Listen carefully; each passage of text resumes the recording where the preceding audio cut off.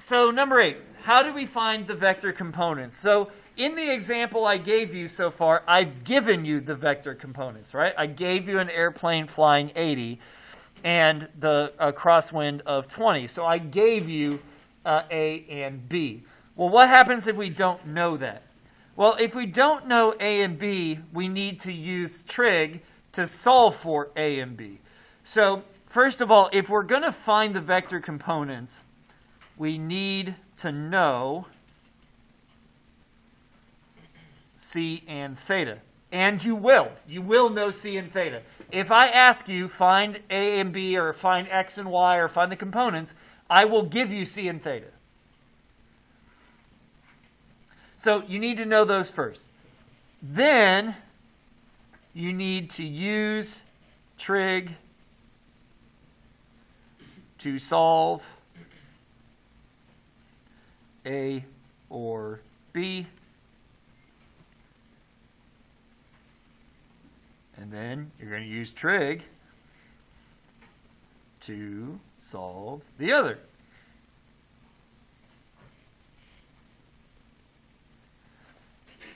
So, back to these questions, or not these questions, back to these equations here. So, we've used Pythagorean theorem to find C. And we've used tangent to find angle. So we use this to find C. We use this to find the angle. The reason we could use this to find C is we knew A and B. We needed C. There we go. The reason we use this to find theta is we knew A and B. We needed theta. There you go. We're going to use these other two to find A and B. Specifically, we're going to use sine to find B. We're going to use cosine to find A. And again, if you're wondering, well, what's the difference between sine and cosine and tangent? What's the difference is just where on the triangle they are. So it changes the ratios, but you do the process the same way. So to solve for A or B, we're going to use sine of theta equals B over C, and or cosine theta equals A over C.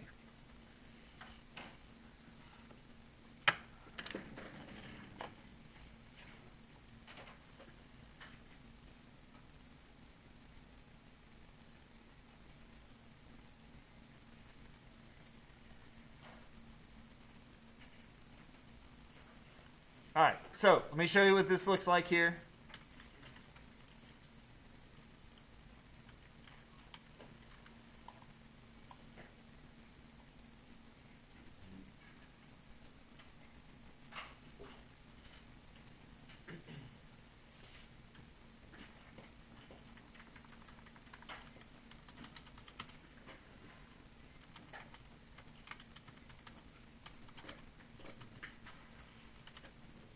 All right, so how do I go about doing this? Well, airplane is flying with a resultant vector of 80 kilometers per hour. Let's just use meters per second. That's what we've been doing for all these others. Honestly, the unit doesn't matter.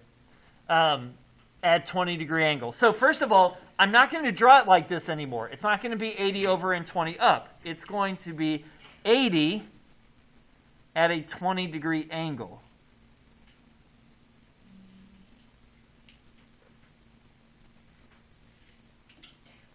God bless you.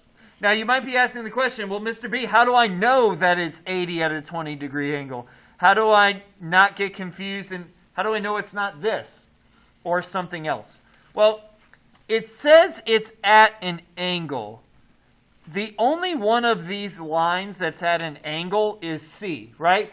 A is not at an angle, it's straight. B is not at an angle, it's straight, it's up, it's vertical. C is the only one at an angle. Okay, technically this is 0 degrees and that's 90, but we're talking about like anything in between there. C is the only one that's at an angle, so it's going to be like this, how it's set up.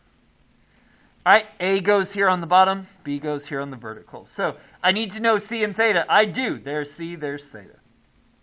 Use trig to solve for A or B. Okay, I'm going to solve for A first. A goes with cosine, because there it is. So I'm going to write cosine of theta. Theta is 20 equals A over C. So first thing I need to do is figure out what the cosine of 20 is. You're not doing the negative cosine this time. No cos negative 1 business. Okay? We're using the actual cosine value. So the way I do this is, depending on your calculator, but on mine, I just go ahead and hit cosine and put the angle and hit enter. And there it is. So the cosine of 20 is 0.9396, blah, blah, blah, blah, blah. I'm going to make it 0.94 when I write it down, but I'm going to plug in the whole number.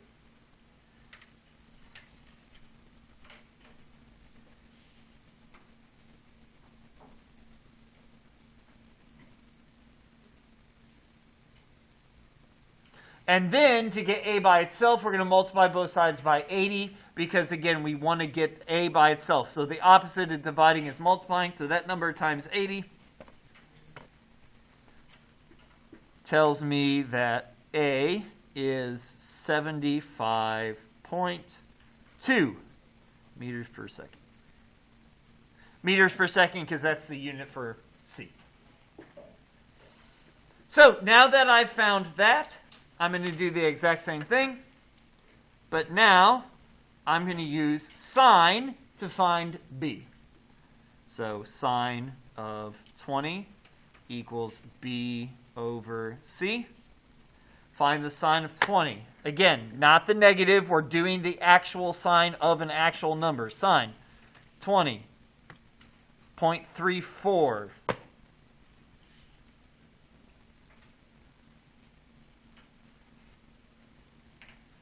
Multiply 80 to both sides, because again, we want to get B by itself.